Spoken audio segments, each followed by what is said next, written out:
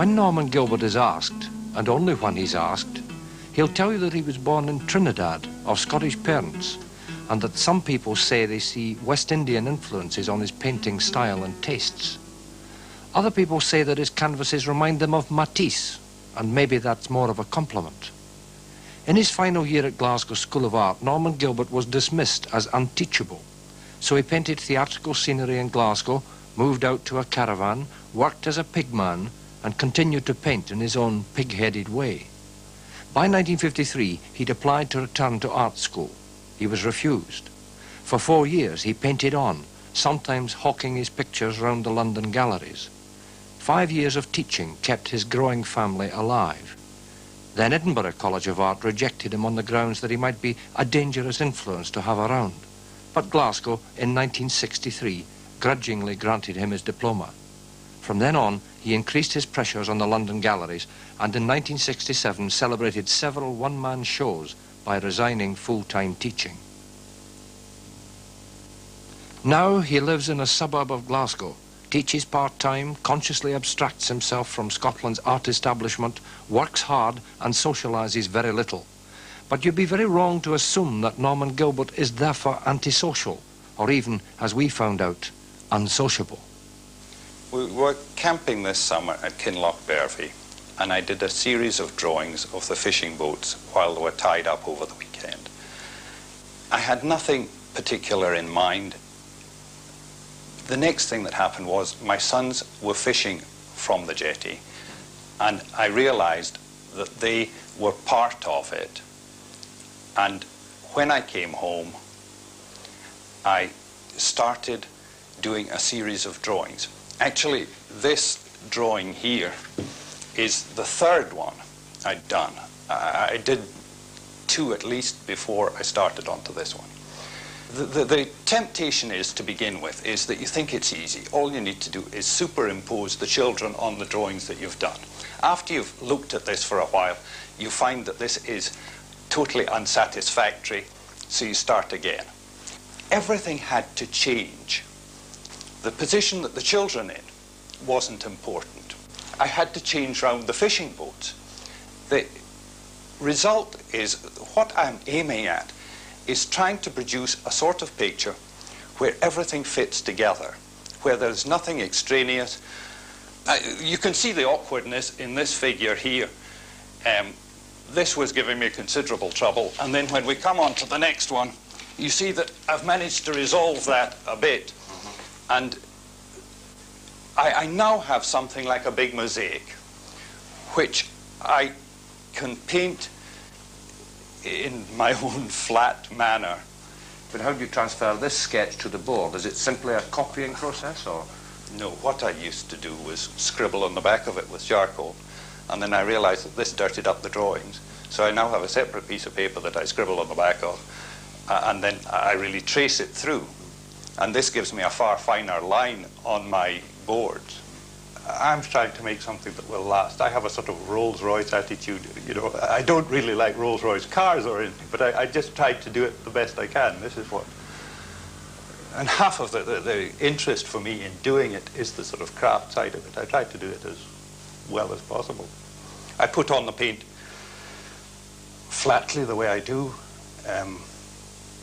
because I think it stands best that way. I think it is less likely to crack, darken, fall off. The surface I use, the white surface, will enable the paint to last longer, I'm sure, because what actually happens is the paint darkens and the white surface showing through remains clean for far longer. What is it that determines the final composition? It's more than just design, isn't it? Well, I think that there are ideas in this picture. I think, for instance, Mark standing here with the rubber ring, he could be symbolically steering a ship, or he could be playing at steering a ship. Perhaps somebody else will come along and say that all these black lines are symbolic of a fishing net, and it's really the children that are caught in the net. You know, I'm not saying that that's my idea, but I'm I can't see what other people are liable to see. I just simply do them, and then I realize some people think that they're terribly happy pictures. Other people find them terribly sad, and I can't control this. I think the people that find them sad are looking at the expressions of the children's faces, and this is something that I never consider. I don't give the faces any more attention than I give any other bit of the picture. So that if people see them this way, I can't control it. By the same token, I think you'd accept that the expression on the faces of most of your people is totally neutral. That's right. That's absolutely right. I can't account for it. Some people have said that they almost look as if they're waiting for somebody to breathe life into them, and that they find the hands far more expressive. I've never tried to do anything about it. You know, if this is a criticism, well, it's a criticism.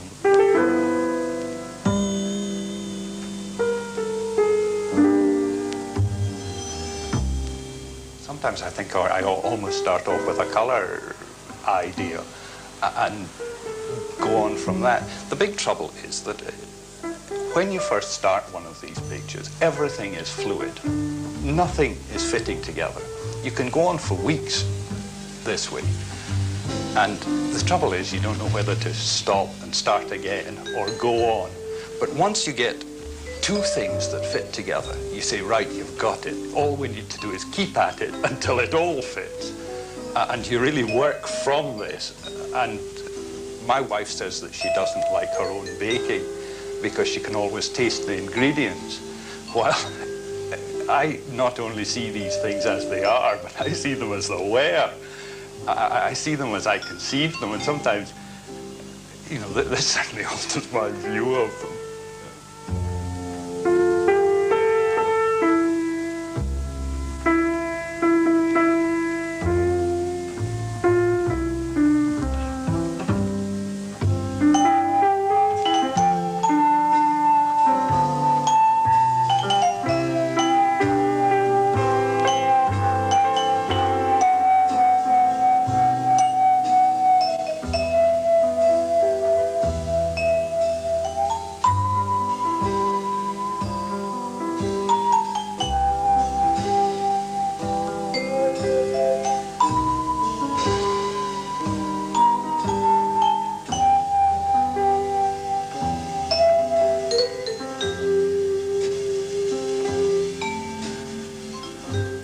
This is a sort of Gilbert family group that Norman didn't compose. You've all had to model, or unwittingly were modelling at one time or another. What have you felt about it appearing in the painting? I thought it was a very valid thing for him to want to do. And it was the people who, in his immediate experience, and you know, therefore was the logical choice for the subject matter of his painting. What do you feel as the mother of the family? Oh, well, I love the pictures that all the children are in. And in fact, he feels I'm pretty useless as a critic for those because they mean a lot to me. They mean... It's not just a sentimental thing. I find that if I look at a photograph of the boys, when the big boys now, Paul's not here, when they were babies, it's almost painful. They're gone and I don't have those babies anymore. And I don't feel that with the pictures. I feel the pictures of the children, even when they were smaller, have taken, they have a life of their own. That, for example, when, I'm not talking about the same thing as I think Norman spoke of, the pictures lasting forever kind of thing. But at the same, I'm talking about this life that the children in those pictures take on. A picture of a child of long ago isn't as dead a thing as a photograph of a child. It's different. And I think this is important to me in the thing, this sort of life quality, that it's a kind of eternal life it gives the children, which I certainly, I find, I don't like them growing up. I wish they stayed like this forever. And I think this comes into it. Daniel, what about you? Do you like seeing yourself in your daddy's painting? Oh yeah, but the only thing I don't like is the modelling itself. What do you mean you don't like the model?